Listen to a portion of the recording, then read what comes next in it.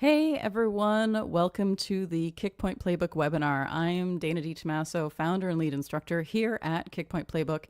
And today I am joined by Erin Simmons. Unfortunately, Arij was also supposed to join us today. She is the founder of Women in Tech SEO. Erin is the managing director, but Erin and I are going to have a fantastic conversation. Anyway, and Arij, I hope you feel better soon. So if you aren't familiar with Women in Tech SEO, it is a free global community in search marketing and tech. If you are a woman working in search marketing, I do recommend you join, but we're going to talk about that as we get into it. Today, we're going to be discussing building community and how, frankly, community might just be the future of marketing. Please make sure to ask questions in the chat. We're going to cover those as we go. And if you have to drop out early, we'll be emailing everyone who registers a recording of today's session. So let's get this rolling. I'm going to bring in Erin. Hey, Erin, thanks for joining us. Dana, thanks for having me. Of course. So, I would say, why don't you talk a little bit about maybe your history up to the moment that you got involved in Women in Tech SEO to give people a basis of like what you did before? Yeah, sure. So I've been I started out in analytics. Much like a lot of the stuff that I see you putting out into the world, Dana, and kind of slowly made my way into general marketing. So a lot of agencies, a couple of startups, and then, had a really nice long stint at an agency for 7 years, kind of running the agency's marketing. So that was Sear Interactive. And that, I think, kind of exposed me to a lot of different things, one being event marketing. And there was something about, being in person that just, especially after the pandemic, that just was so powerful to me. And it's like that connection, right? And getting into a room where you feel like you belong. And I think, that's, to me, those connections are where we, as a business, really found a lot of our stride, right? And found, people to work with and things like that, but also where I just found a lot of like fulfillment. So I think, the first time that I experienced Women in Tech SEO was the culmination of that position and me having an event space and the community, needing a space in the States and wanting to bring the WTS Fest, which is one of our yearly conference, to the States. It just worked out. So I just kind of went in that day thinking that I was going to be just running another event, and not that day would, change my life, change the trajectory of my career. And it was something about being in that room and feeling the power of community that I just was like, this is it. This is what I want to keep doing. Yeah, I remember I was at that event in Philadelphia, which I remember when Arij first told me she was going to have a WTS Fest in North America. I was like, great, please have it be on the West Coast. And she's like, maybe Denver. And then she says, oh, I'm sorry, it's going to be Philly. Like, oh, it's so far for me, but fine, I will go. And it was the most incredible event. I am so glad that I spent so much time on a flight to get there. I joked with Arij that like her flight was shorter than mine. And I think that definitely like the power of community is certainly like, obviously the community that WTS has built is mostly online. But I agree that like there is something different when it's in person, especially if you've been to other conferences. The feeling at a WTS Fest is completely different from any other conference, that we've been to. And actually you and I met at a conference originally. We met when you were working with Sear at MozCon. And you got me to record some videos for your thing. So I would say like even MozCon, which is also a really fun, inclusive conference, still feels completely different from a Women in Tech SEO. Can you describe that feeling a little bit? Like, what is the difference for you? Yeah, I would say that it just feels like, frankly, very safe. I think because everyone in Women in Tech SEO is so supportive that I think that there's always a level, and this is me speaking as someone like I've worked for myself for a very long time now. A very bad employee started freelancing in 2000. So I was like, I saw the writing on the wall. I knew I was going to have to work for myself soon. And I think too, there's always a little bit, if you're in a business networking space or a marketing conference space or really any kind of space with other people who have similar roles to you, there is a little bit of posturing. And like, I'm fine, everything's great. Are you great? Oh, we're just all great. And like, you don't want to ever admit that there's any sort of weakness, right? Which is like also something that I struggle with personally. as well as admitting like that things may not be perfect, but because everything's fine all the time, right? It But I is. think that in Women in Tech SEO, I think that this is a space that people can feel more open and be like, I am struggling with this thing. And I think that that's Mm-hmm. where, like, obviously, I speak about analytics quite a bit. Mm-hmm. But when I spoke about analytics, I had people come up to me afterwards who are much more open about their struggles of like learning BigQuery or feeling like, they were stupid, which, I never like it when somebody says that to me, but Yeah. like that feeling of stupid because they can't get that Yeah. concept, right? And I feel like that's the kind of openness that felt not just like permissive, but like Yeah. expected at a Mm, tech, I like Women in that. Tech Fest, right? That didn't necessarily exist in other conference spaces. Yeah. Yeah. And I think that, I mean, I love hearing you say that because I think that's the environment we want to create, right? Mm-hmm. Is a place where people um, can be vulnerable, Yeah. right? And can let the facade down and can actually say, what they're feeling. And it is a lot of times, we as people of marginalized gender do unfortunately get into spaces where we, based on what we've learned, but we feel stupid or we feel embarrassed or we feel like we can't, speak up and things like that. So to me, I'm hearing you say like this is a space that you see people, who kind of like whether they that's something they struggle with or not, like we are seeing people at least set that down. I just lost your audio, I think. Sorry, my fault. I muted because I had to type something on my keyboard. Okay. Oh, good. Got you back. All right. So, because I had to put please make sure to ask questions in the chat. I just wanted to say to everyone watching, please do ask questions in the chat. I can see them and we will definitely incorporate them as we go along. Okay. So, we are getting a little bit ahead of ourselves because we already talked about Women in Tech Fest, but let's go back to the origin of Women in Tech SEO. I mean, obviously, you weren't there right at the beginning, but I think you got involved pretty early on. So, can you speak to, where this came from and how it built from its very origins? Yeah, sure. So it's actually, I got involved almost like 5 years into it. It's pretty Mm-hmm. amazing when, yeah, I kind of look at the origin and like where we, like how we each got to today. And then also like where we're at right now and sort of this transitional phase and where we want to go.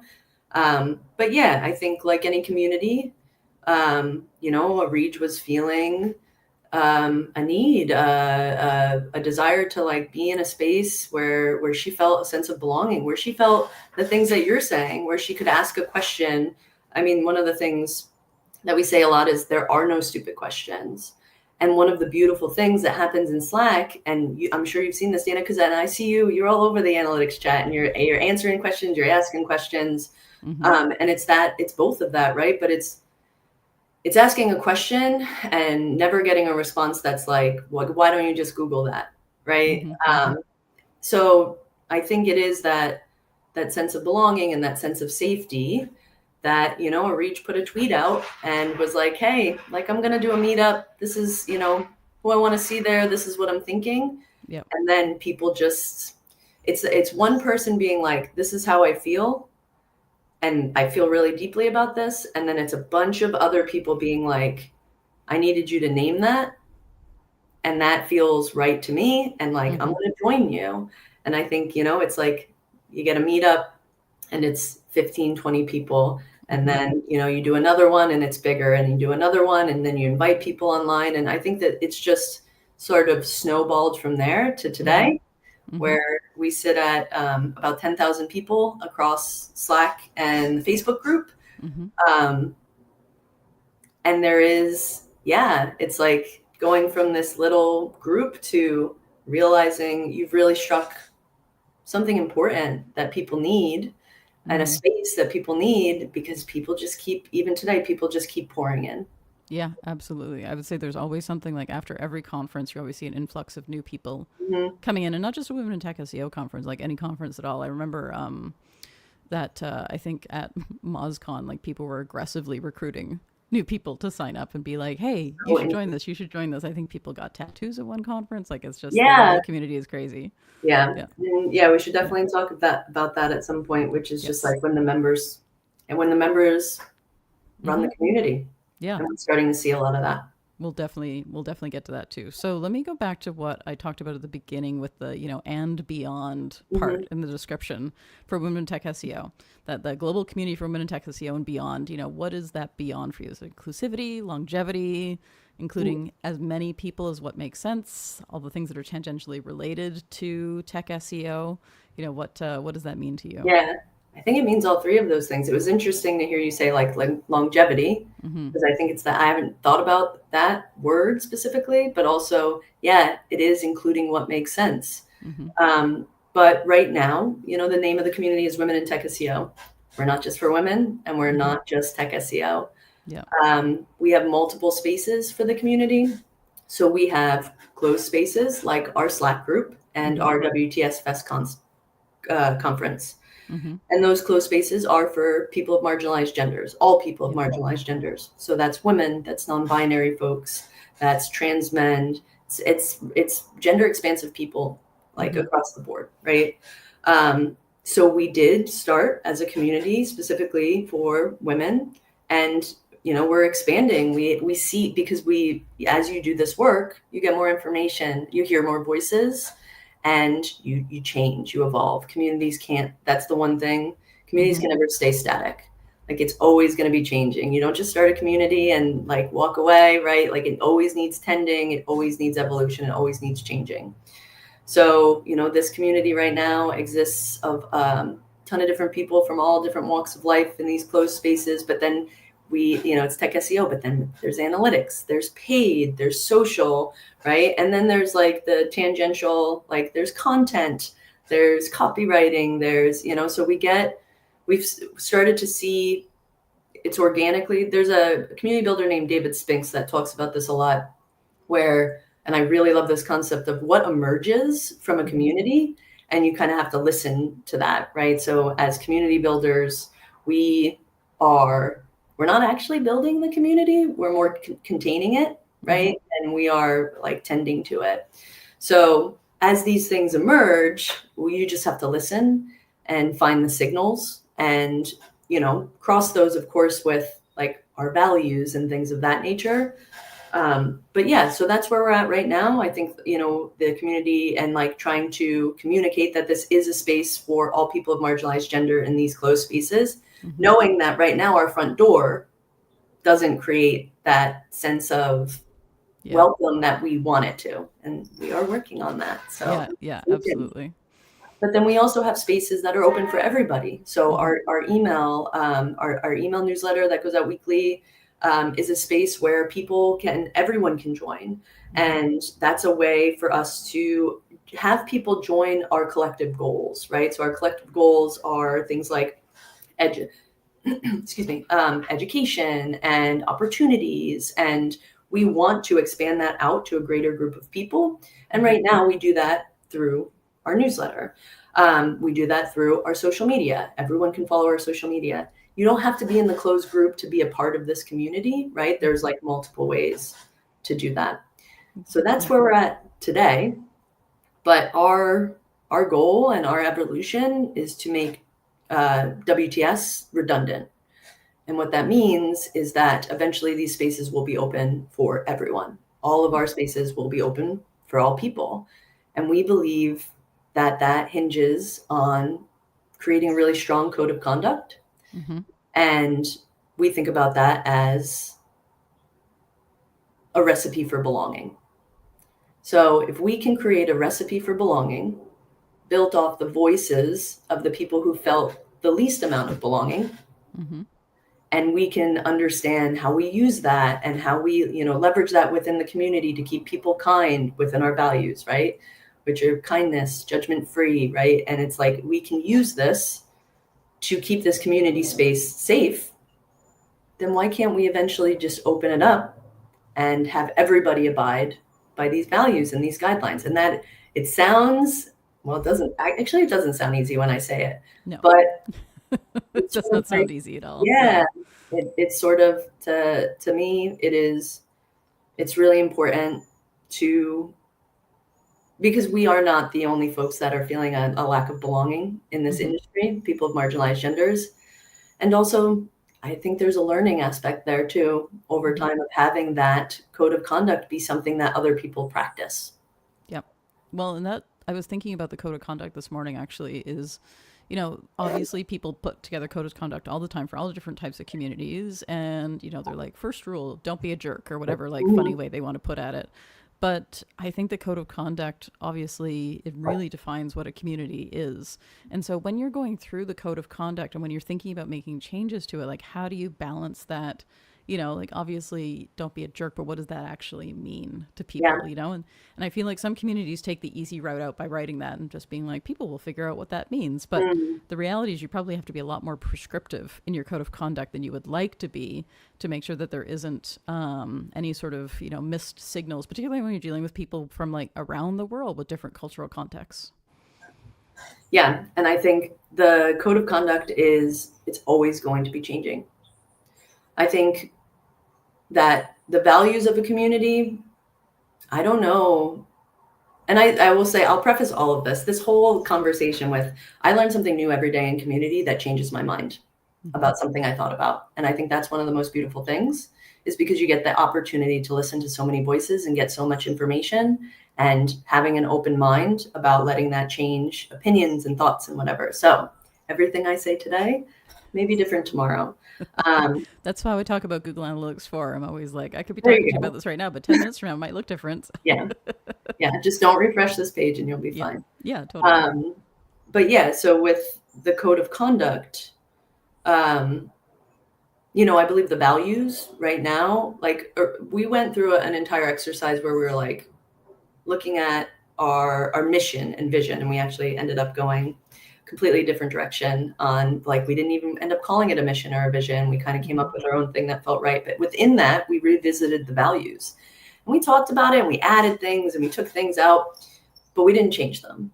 And to me, that exercise felt like, yeah, these values feel right. Right. And it's like, they're very simple.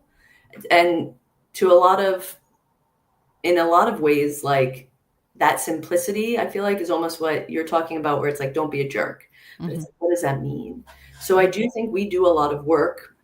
We have our values and we have our collective goals, right? So this is how we want to treat each other.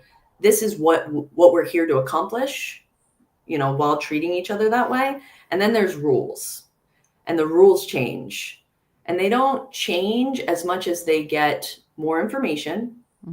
I think I haven't seen us take a rule away. I've seen us add to rules, and I've seen us add additional rules. And the rules, to me, are where we start to define what the values mean, right? Like, to be kind and to be respectful and to be judgment-free. Like, those are those clauses that you see in a lot of code of conducts, which is like, no bullying, right? Like, no, it's like those really specific things that you have to say that give people a sense of like, oh, okay, I understand what this means now. So yeah, I think everything hinges on the code of conduct. I think if you're building a community, the first thing that you should think about is like, what do you want people to gather around? Those are your collective goals. How do you want people to gather around that? How do you want them to show up for each other? Those kind of become your values. And then, I don't know, maybe at first it's not about having those like rules, but over time you will find, things that you need to add in and things that you need to add in for yourself, as community builders, and things that you need to add in for like the community. And I'll tell like a little short story because it's just popping into my head. But like, we recently added a clause that talked about like speaking about mental health in the community, which is just fucking important. Sorry, which is just so important. It's okay. You can swear here. We're not going to get mad. Okay. I don't know what LinkedIn does on this live. It's just so important, right? Obviously, I think, and we feel really passionately. I feel really passionately that people take care of their mental health, and we're not qualified. We're not qualified. It's dangerous. It's a slippery slope. Yep. And like, it does not, within the context of what we're trying to do here, help us push towards our collective goals. So there's all these things that stacked up, and it's like, as community builders, like because we're not qualified, but we care so much, it becomes a very like heavy piece. Community building is very emotional.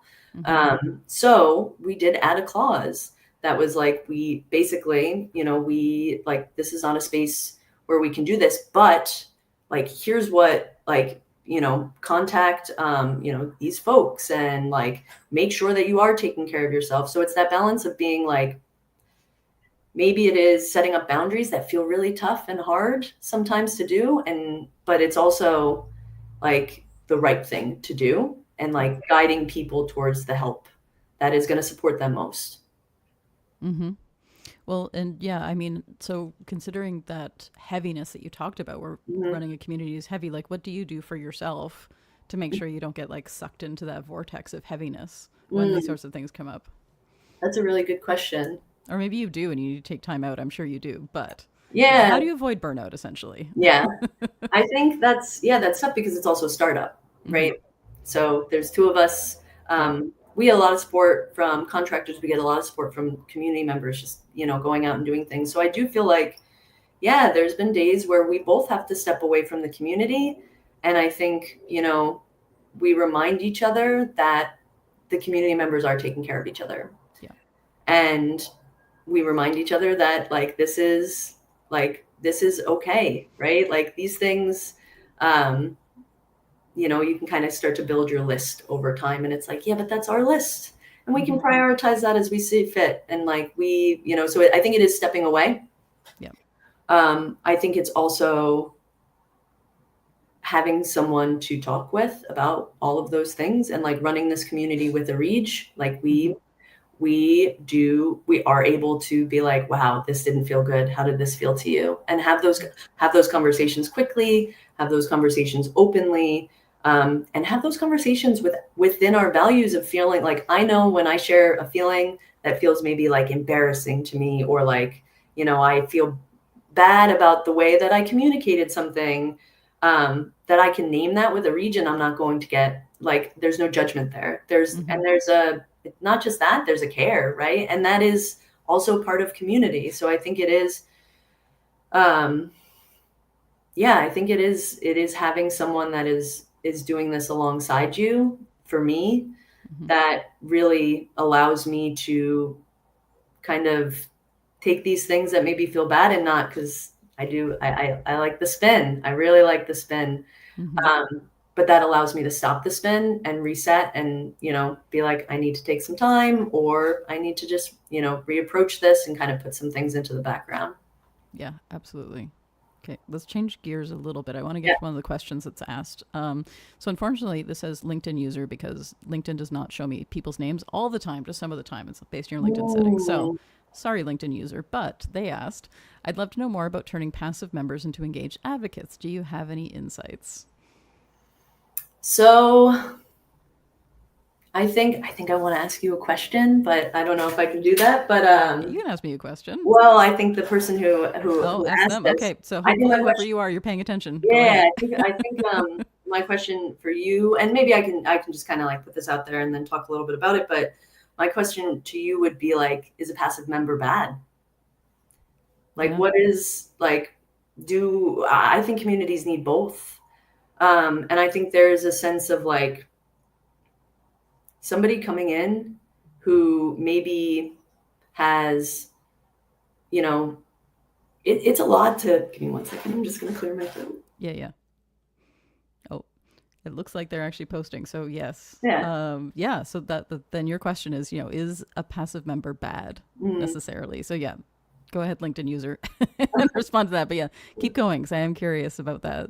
Yeah. So I think that there is, this idea, and I have this in myself coming from marketing, where there's this idea where it's like, you have to push someone down a funnel, pull someone down a funnel, Yep. like whatever it is, like, and it's all of these things. And it's, to me, like, people show up in our community at different phases of their needs and their career. And I know those phases for myself. And I know the parts of my journey where I would have never, like, if I didn't meet Arij and the community members at MozCon, when we also when Chase Friedman and I were also, bothering Aretha, trying to get people to like do these little videos, right? If we didn't put ourselves out there, and honestly, it's Chase's, I think, has taught me a lot about like just talking to people and asking, and like that genuine connection that he can do. If he didn't do that, if he didn't make that connection, I don't know that I would have ever like reached for a community like this, or a community in general. And now it's everything in my life. So I think, to me, when somebody makes the choice to say, I'm going to be brave and I'm going to enter this space, and I don't quite know, especially a closed space, right? And we're trying to be more open. What's behind the door? That's a really scary thing, right? And it's sort of like, if you want to be passive, and I don't even know if I love the word passive, but if you want to be there and be experiencing this, but not necessarily put yourself forward yet, we want you there. Come on in. Like, you are welcome. Yeah. And however long that takes, right? But like, I think there's this idea in community, I think a lot about like reciprocal relationships. And I do truly believe over time that, if you're going to be part of a community, it's give and take. So eventually you do have to give, right? But you have to take first. And there's a phase that comes before take. And that may just be watching and saying to yourself, do I feel safe here? Do I feel like, I can get what I need? Do I even need this space? So to me, like, I think I've heard this said as like lurkers or things like that. Come on in and lurk and see if this is for you. And if it's not, you can leave, or you can just, leave your account on and come back later or not come back later. But to me, I don't feel a strong sense to pull people into engaged advocates. That being said, I do think there needs to be user journey, and that's where like this marketing piece comes into play.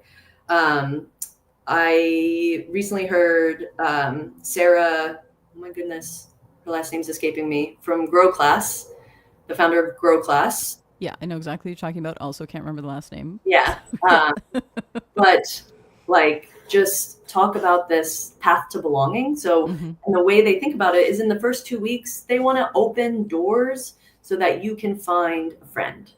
So their goal is, within the first 2 weeks, to have somebody find a friend. And I just think that's so beautiful. But to me, I think that's about opening a bunch of different doors and giving a lot of like different paths and options. And there's this thing. So I also belong to another community called Rain City Rock, which is the way I use it. And that's why there's a drum kit behind me. I've been playing for like 2 years, which is, I never thought in my late 30s I would pick up an instrument. But there's this thing we say that it's challenge by choice. So like, you can create a space, and then you can, make it feel as open and safe as you want. And you create paths, and then people can choose for themselves when they are ready to challenge themselves and go down that path.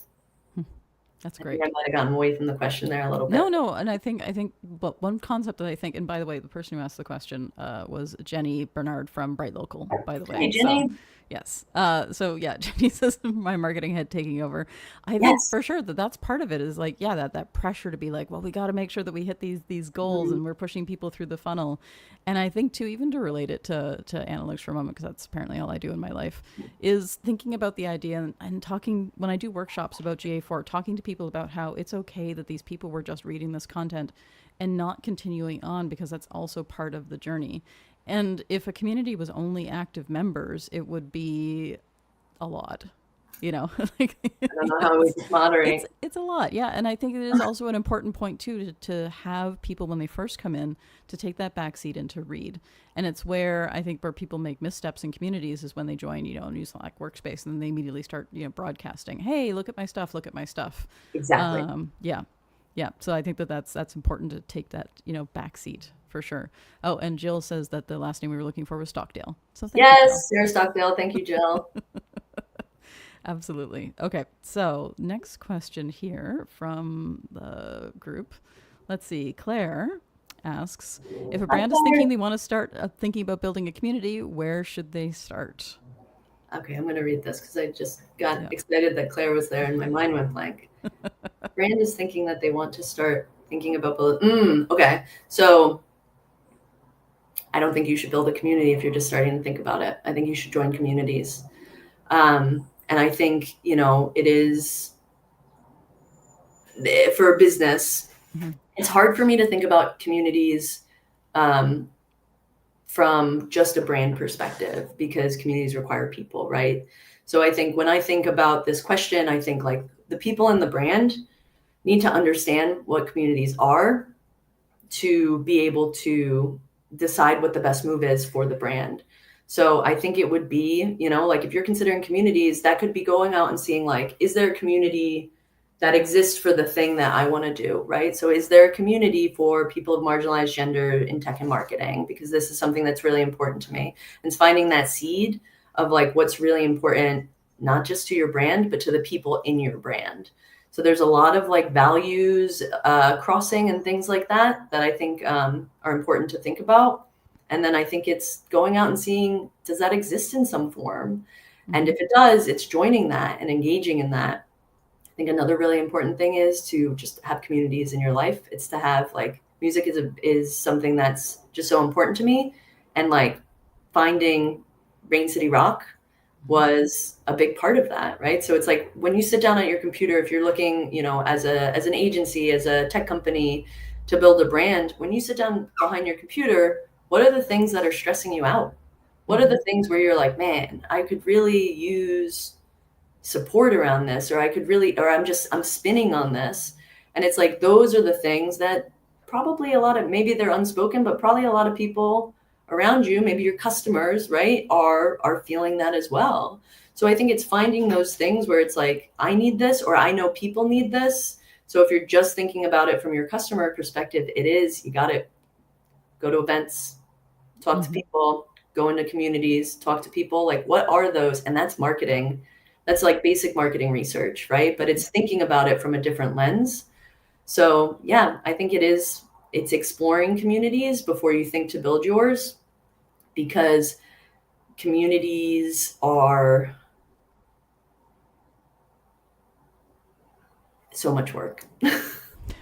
So much work, right? And like all of this is so much work, but it's very important work. And I think it's something that you said earlier, which is like some people will just jump in and I'm just going to DM everybody my, like all of these offers that I have, and all of these link building exchanges. Yes, exactly. And that exists and is important too, right? And it's on space. But if you really truly want to create a community where you can connect one-on-one with your customers, I think you go and you find communities that exist where your customers are today, and you're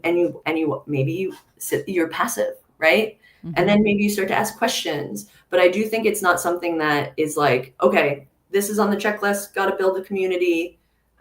Here's here's Erin Simmons 10 steps to building a community. I do think there's a level of understanding if you want to truly build something that people are going to feel connected to. And to me, community is about connection and belonging. I feel like that was a little bit of a non-answer. Sorry, Claire. No, I think you are giving perfectly good answers. And I'm sure that Claire will agree. And it actually makes me think too, because obviously at Kickpoint Playbook, like when you purchase a course, you're in our community. And the community is really, I would say, like help focused in terms of you have a problem, you're stuck in a video, a client has done something weird and you don't know what to do about it. Or a lot of it too is me just saying, hey, there was a change in GA4. Here's what you need to know. So for that kind of community, how do we, tell our students, really try to explain like this is what our community is about, and have that community in that focus sort of way in terms of like this is the goal of our community versus, there can be lurkers, but it is really helpful if you post your questions, because I'm sure that other people as well also have these questions and don't feel comfortable posting. Like how do you, get people to do that? Yeah, I think it is. So it's like it's having, we started calling our collective goals, which is in our code of conduct. And those collective goals are, gosh, am I going to get them all right? Education. I'll look them up if I have to. Education. We want to provide education. We want to provide opportunities. We want to provide connection, right? That's so important. And when you hear, like, I hear connection, right? And it's just like, this is what, like, I was told coming up, you got to network, you got to network, you got to network. Mm-hmm. That word, it's not, you create connections, you create relationships, right? So like we have these things that we are putting out there in a code of conduct Mm-hmm. and saying like, these are our collective goals. The thing is, not a lot of people read the code of conduct, Yes. right? So it's constantly communicating it. It is repeating over and over again as like community managers, what are the goals here? It's reminding people in their context of the questions they ask that like, hey, we understand that this is like, a really important question, and then this feels bad sometimes. And but we have to do this, but it's like, we understand, and it's not part of our collective goals. This is not a space for this. Mm-hmm. This is important, and like, this is not a space for this. Mm-hmm. So it's that reminder at a high level. We'll put it out in announcements. Our code of conduct, we talk about through the festivals. It's on the screens. It's everywhere. We post it and talk about it everywhere. Mm-hmm. But then it's what you're saying about, it's what the members do. Yep. So it's the members asking questions. It's the members answering questions. There's this beautiful thing that happens in introductions, where it's just like, if you go into the introductions channel, and Areej will just tag all of the new members once a week and be like, hey, drop an introduction. And if you go into that channel, it's like some of these, there's like 3, 4, 5, 6, like comment after comment, welcoming people in, Mm-hmm. right? And showing them that they're welcome here. And then somebody asks a question, and it's comment after comment in this thread, trying to help them, figure it out. Like, hey, I need more information, or, ooh, I've been there before. Here's what I did. Here's what I think could work. So it's that show too, that community members do, that I think is really important. So it is important to have engaged members, like you're saying. Yeah. But I think what Reach does now, I've never actually really thought about that before, like saying that every week and saying, here's the new people who have joined. Mm. People don't necessarily post introductions until they've been tagged to do that. Yeah. And that almost feels like she's giving them permission to post if they haven't felt like they've had permission up to that point. It's like, okay, now you're here. We really want to hear from you. Yeah. And not everybody posts an introduction. That was totally okay. But I find that a lot of people do, for sure. I would say at least probably half of the people on that list every week end up posting an introduction. Now I'm like, should I open Slack Analytics Workspace and we can check this out? Well, you can write, you write like a post about it later. When you talk about like stats of the community or something, I would be curious to see I like how that. many people do like publish an introduction after, being encouraged to do so. Yeah. Oh yeah, I did see, I think I dropped you a number. I was like, do you know you've sent so many thousand messages in Slack? It's fun to see that, right? I was like, wow, I'm chatty. I also, though, because I am because I'm an old person, I tend to have in my mind, and this is just absolutely a function of age and like how long I've been using computers, I think about character limits, even though they don't really exist anymore. And I'm always like, that's why I hit new line a lot when I'm writing messages to people. Because I'm just like, this is the end of a sentence. Hit enter, not period, and then continue writing. So my messages count in Women in Tech SEO Slack might be a little bit inflated because of how I write. But that's so interesting too, because I think a lot about analytics with like, I have an analytics background, right? I have a marketing brain, right? It's like, it is. And that catches me. I mean, it's what Jenny said in the comment, right? Which is like, oh, maybe this is my marketing brain. Yeah. So many times. I can't tell you how many times I've said like CTA, and Marie just been like, just stop. But it's what you just said. It's the nuances of people that make analytics challenging in communities, right? Because I can't just look at all of that and be like, oh, here are our most engaged members based on how many chats they've sent. And obviously there's like, there's things you could do, like how long have they been in the community? Can we normalize this number? But at the end of the day, like one, we can't.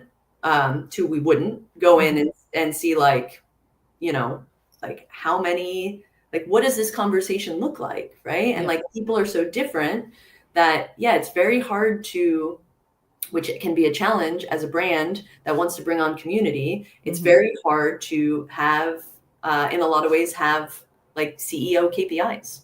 Yeah. Well, and the other thing too is you don't necessarily know people's situations in terms of the amount they're able to contribute, Yeah.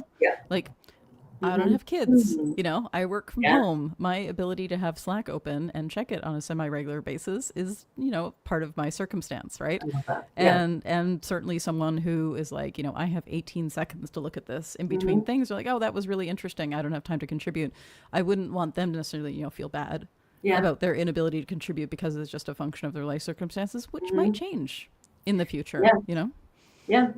Yeah. And are they contributing in their own way, right? It's not Mm-hmm. that's the other thing. There's It's more like, than one way to contribute. Yep. yeah, and it's not quantity. Like it's always going to be quality because you could send a million messages, Mm-hmm. but and I know this is not you, but you could send a million messages and you could just be DMing people like offers, Mm-hmm. right? Um, yeah, that's Yep. interesting. I like that. So, speaking of growth and everything else, so what Mhm. is your balance? You know, when you're thinking about your balance between letting the community grow by itself and guiding where you want the community to go, you know, Mm, how do you balance, you know, between listening to what members want and predicting what they want when they may not even know what it yeah, is that they want, and versus, you know, waiting for them to ask you for what they need? Like, what is their balance there? yeah, yeah. I think that almost feels like a challenging question, but I think I have, and maybe that's because I'm still thinking through like what is that balance? Mm-hmm. Because to me, how do I want to talk about this? Mm, there are things that people ask for Mm-hmm. that aren't in line with our collective goals. Yep. There are things that people ask for that maybe are, but we're a two-person team, right? Yep. Running a 10,000 person community with 5 conferences next year. Um, we're gonna crush all that. And Yep. also like, yeah, it is, it's there's it can feel hard to say, well, we have to have a prioritization here Mm-hmm. when you are having people be like, here's my feelings, here's my thoughts, here's my needs, right? And thinking about the community as a whole. I think this is something I actually now am remembering I did with when I did a lot of social media, Mm-hmm. which is like sometimes the loudest voice is the one that feels the strongest, right? Or Yep. like the voice that comes to you. It doesn't even have to be the loudest, but it is this practice of stepping back when you get that voice and thinking like, okay, this person is trying to tell me something. What are they trying to tell me? How do I dig in here? How do I ask questions? And then how do I also step back and look at the community as a whole and look at the goals and what we're trying to do Mm-hmm. and how we're trying to shape this community and make sure all of these things are aligned. And then how do I look at all of the things that are on our list, right? Or all of the things we want to do to support this community is a better way to look at it. Mm-hmm. And where do we slot this? So Yep. I think it becomes this exercise of like there's emotion and it is kind of having that feeling, stepping back, having that practice, and then being able to, yeah, figure out is this something we can do or not? And a lot of times the answer is we can't. Yep. And like writing those messages, it's getting easier for me as I find my groove, but writing those messages can be really challenging because people are being vulnerable with you Mm-hmm. and like sharing with you one of their needs. And a lot of times I have to say no. Yeah. Um, yeah. So it's finding, I think, and with that, like there are times where I have to write messages where I go and I look back at our values and I just, yeah, like I just ground myself in that. And is this message kind? Is this message, respectful? Is it judgment? Am I speaking from my experience and not, making assumptions based on what this person has told me? Yeah, and I think that that's really like having that level of prescription in those rules. I think it really Yeah. helps they give you the freedom to be able to respond, you know, appropriately, Yeah. right? Yeah, it's something where, I just thought of something. I was talking on a podcast, the SEO Mindset podcast. Yeah. Yeah, and so I was speaking to them, and they asked me about working with ADHD. And one of Mhm. the things that I talked about is the idea of having a routine because that gives you the structure to be able to have that creativity in your day. And the same thing too with the rules. Like the rules give you the structure in Yeah. order to, you know, reflect on them, but also it gives you the freedom to be able to respond in a way that is. So if your rules are too vague, like don't be a jerk, I keep coming back to Mhm. that, then it's too hard to know how to answer something. And so it leaves a lot of ambiguity. Versus Yeah. having more prescriptive rules that people might say like, why do you have so many? Well, there's a reason for it, and Mhm. this is the reason right now. This is the reason. And Yeah. yeah, it's the experiences over time of being like, because this works. Mm-hmm. It may feel strict, but it works. Yep. And I think, yeah, you just touched on this with the routine piece. A routine is a practice, right? Mm-hmm. And to me, me going and opening up our code of conduct every day, the code of conduct is, I'm sure it's open on a tab right now, one of the 27 tabs that are open right now. But opening that up Mm-hmm. and filtering my thoughts and like holding and like like what's going on in me at that time and what I'm trying to figure out through that lens, Mm-hmm. that's a practice. To me, values are a practice, Yep. routines are a practice. And the more you do that practice, the more it embeds. I do think over time, maybe, I don't know. I don't know though, because it's been over a year and I'm still open in that. Mm-hmm. But I do think over time, those things just become, that's how we, change biases. That's how we change habits is we practice these things. So my hope is over time, me having these hard conversations, that these things that feel hard to type out, they start coming very naturally and they start becoming second nature to me. And that's what I want because I believe in these values so much. Mm-hmm. Mm-hmm. Okay, so just thinking about time and coming up towards our last few questions. So I'm going to jump back to a question that Claire asked earlier. She's very chatty today. So Claire, by the way, if people don't know who she is, she's obviously a huge fan of Women in Tech SEO, also fantastic local SEO. And we both know her quite well, which is why we're joking about this. Fans up there. Yes. So Claire asks, if you have time, would you be interested in your experience of brands jumping on the idea of community building, community marketing, and wanting to monetize this? Can there be a balance between doing good angle and profit? Yeah. We are a social enterprise. We are a profitable business. And like part of running this business is showing the industry, showing ourselves that we can do good and be profitable and, and like be able to have this is to this community, in addition to all of the, the roles that and the opportunities that are created for our members, right? Like our WTS knowledge, we pay every writer, we pay our brilliant editor, Hannah Smith, like all of these roles, like we don't want people working, doing that labor for free. And that's a statement to the industry. Yeah. We're not going to do the labor for free. Yeah. Right. Like these are our full-time jobs. So we have to monetize, and this is a business. But it's also like, then the balance, right, is like, okay, we need to make sure that we are continually learning, like, are we doing good? Right. I think you're doing good. And, we do, it's complicated feelings about this, but like that meant that we, went after B Corp. Right. And we are now B Corp certified business. There's a couple of things in our footer that you can see, like we're a certified social enterprise in the UK. We are Planet for, maybe just look at the footer. But these are, and this is the settling in of, the chaotic brain. But I do think so there's a balance there that you have to find. But in terms of like monetizing a community, or monetizing doing good in general, I think there can be, I think there can be this sense of shame around that sometimes, this sense of guilt around that sometimes, because it's like you are providing a service that is actually kind of a need. Like belonging is on Maslow's hierarchy of needs, right? Belonging is and it also is labor. So both of those things can be true. And I think then it's also a matter of monetizing in a way that feels in line with values. So right now, our business is monetized through a couple of different revenue streams. One being like conference tickets and but sponsors, right? So like, and our goal, our dream, we have a lot of scholarship tickets right now. If you'd like to buy a scholarship ticket, head to our website. Just a little marketing plug in there. That's the CPA. But we want that festival to be free. We want them to all to be scholarship tickets. And we do that through our partners and our sponsors. And we pick partners and sponsors based on the overlap of values and collective goals.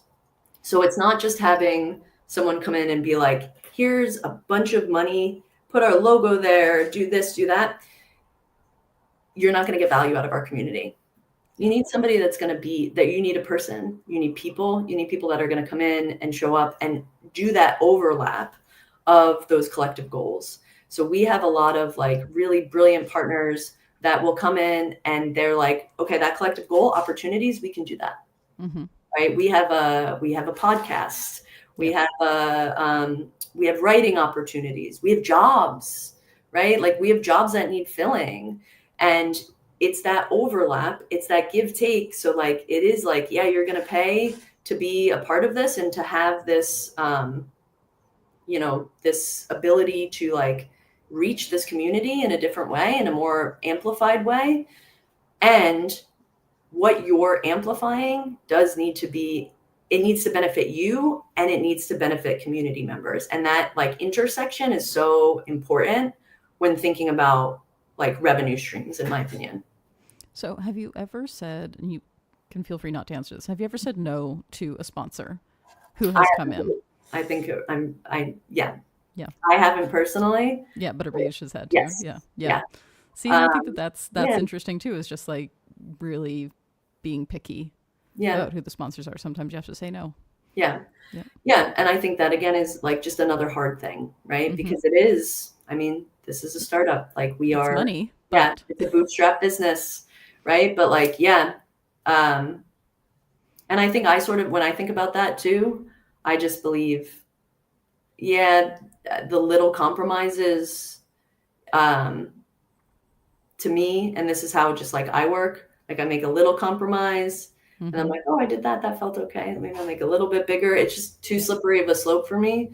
So I do really, I love going back to that code of conduct. I love going back to like, what are we actually trying to do here? I think a practice that I'm working on right now is like, you get that little feeling in your stomach.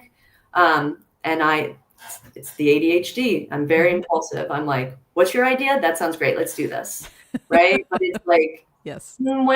As I'm saying that, I might be getting a little ping in my stomach that I'm just like, well, no, I already said yes. So let's just go with it. I can't go back and change my mind now. I've already said yes. Yeah. And it's a practice of maybe taking that space, but it's also a practice of being like, I'm not always going to take that space because that's not how my brain works. And I can change my mind.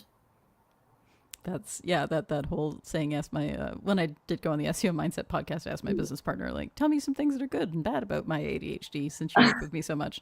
She's like, hey, you say yes to everything, which is great and also horrible. So yeah. And it can be both good and bad. I think that's the other thing too that's really been struggle. Very much double-edged sword. The black and white thinking comes up in that brain as well for me, and it is being like, no, it can be both these things. So as we finish off here, what are some things you would want people to take away from, like, what do you want to promote, in terms of people joining the community, or if people aren't necessarily, a member of the community or can't become a member of the community, you said sign up for the newsletter and whatnot, but what do you want to promote right now? Obviously your scholarships, but what else? Yeah. So I think, before I talk about WTS, I think what I would want to promote is, I think for me, finding community has changed my life, and it's WTS, it's Rain City Rock. And it can be of any size, right? Like I have like a 7-person WhatsApp co-working community with a bunch of my friends, and it's just, and we have a cute little, we call it co-working with queers, and we have like cute little things, and we make like little like Canva cards, and it's just like, but it's just for us. Mm-hmm. And it's a need that we have to, sit together. And even though we're not working on, specifically things that overlap, we all have this sense of, sitting at our desks and being remote and things like that. And then we all just have this sense of community and like how we connect as friends, how we connect as a queer community. And it's that, overlap to me that's really beautiful.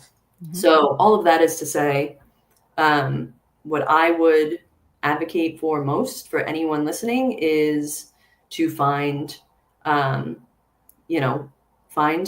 people that make you feel like you belong, find people that make you feel like yourself.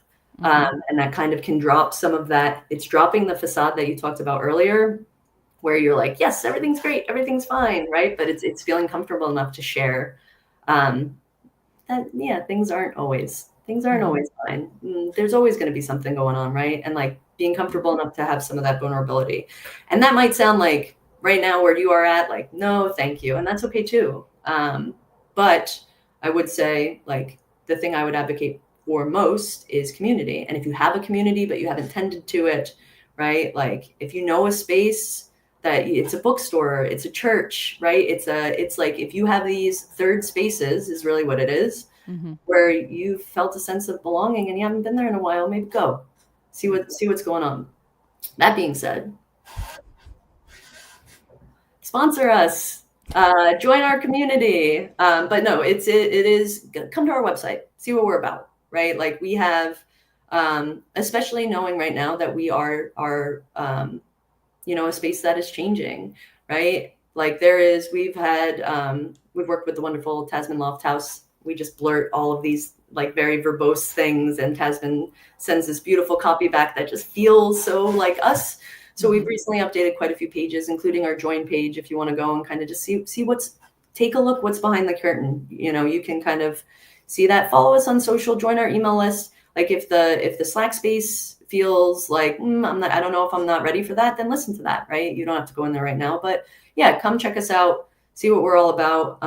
We have, if you're a business and you are looking for, and your customer base is, really smart, engaged, marketing tech workers who are just out there wanting to help, founders, business owners, agency owners, freelancers. Like, we just have so many folks in this community that have like real needs. And if your services provide them values that they need to succeed in their career, like, we'd love to talk to you. So that's, become a WTS partner, exhibit, or sponsor at one of our 5 conferences this year. So we ran 3 last year. We're running 5 WTS Fests this year. So that'll be London. In several different countries too. Like, this is an undertaking. Yeah. Well, we did Portland for you because you've been asking for the West Coast. Yes, I appreciate that. Thank you so much. It's a very quick flight. We'll definitely see you there. If the date doesn't work for you, let us know. We'll change it. But so we'll do in London. We're doing Portland, Oregon. We're doing Berlin again. Can't wait to go back to Berlin. Talk about that whole city as a community. It's just the feeling there. We're going to do Philadelphia again, and then we are looking to do Melbourne, Australia at the end of the year. That is great. Yeah. Okay. Well, so, all right, gonna have to end it here. Thank you so much for joining me. I really appreciate it. I hope that people took a lot away about community in this conversation. And so, before we end things off, I just want to note our next webinar. So, December, we're taking December off because when it happens is around Christmas, technically, so we're just going to take December off entirely. So our next webinar is going to be January 21st with Crystal Carter from Wix. And Crystal's also going to be talking about a little bit about community, but in terms of generated content. So subscribe to our newsletter for updates and get a link to that when we publish that webinar, which will also be on LinkedIn and on YouTube. So thank you everyone so much for coming to today's webinar. Erin, thank you so much for joining us. I really feel better soon. And we will see you back here in January. Thanks so much, Dana.